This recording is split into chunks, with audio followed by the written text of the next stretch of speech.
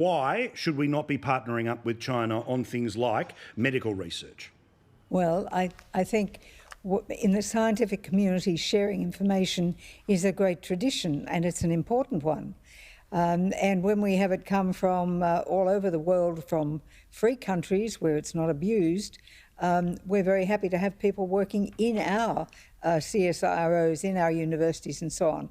What has happened because of this virus, because it's come from Wuhan, what has happened is that there is now a total distrust of the people who have been dealing with the testing, for want of a better term, or dealing with the potency of these viruses. So I think there needs to be an ASIO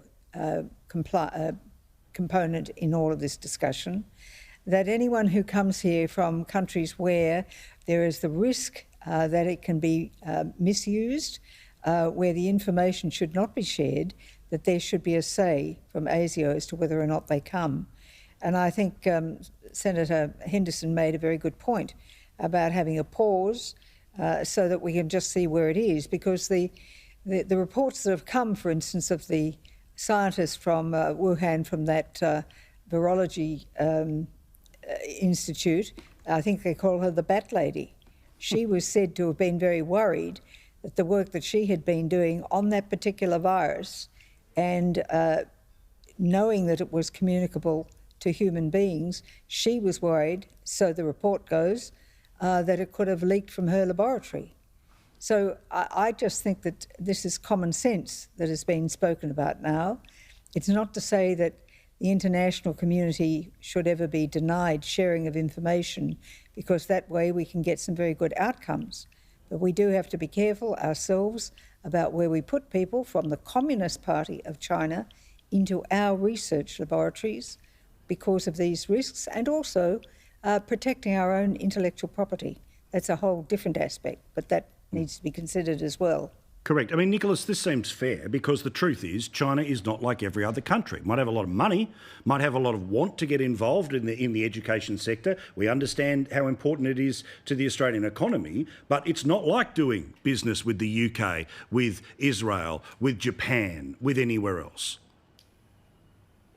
Well, look, I actually think it's quite a foolish suggestion. It sort of smacks of Reds under the beds sort of policies we used to hear from the Conservatives back in the 1950s, and it's particularly disappointing that the Liberal Party, which is supposed to be the party of small government, suddenly wants to be big government when it comes to Australia's researchers cooperating with other researchers overseas. They want to have the Commonwealth Government inspector there checking every phone call and arrangement that Australian researchers have with international researchers. The fact is, Australia has 7 universities in the top 100 in the world. We should be very proud of that. And those universities are there because they engage internationally.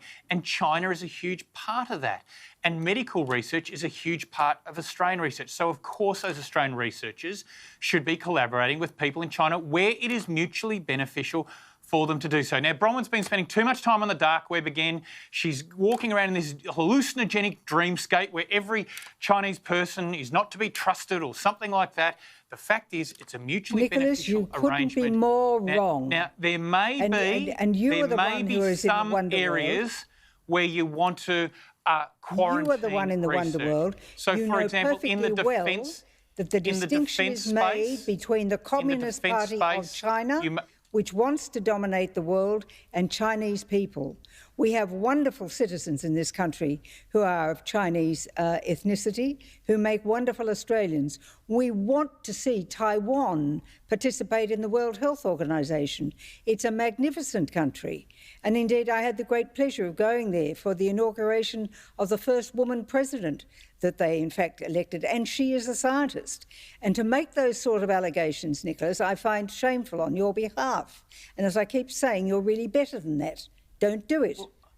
Ultimately, these policies will lead to no good for Australia. I mean, the fact that Sarah Henderson is saying these things is particularly foolish.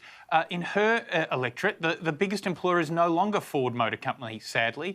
Nowadays, it's Deakin University, and that university thrives off the back of collaboration with Chinese around research, and also, of course, international students, a lot of who come from China. But there she is today, out there bashing the idea of university research with China, talking down industry and jobs in her own electorate.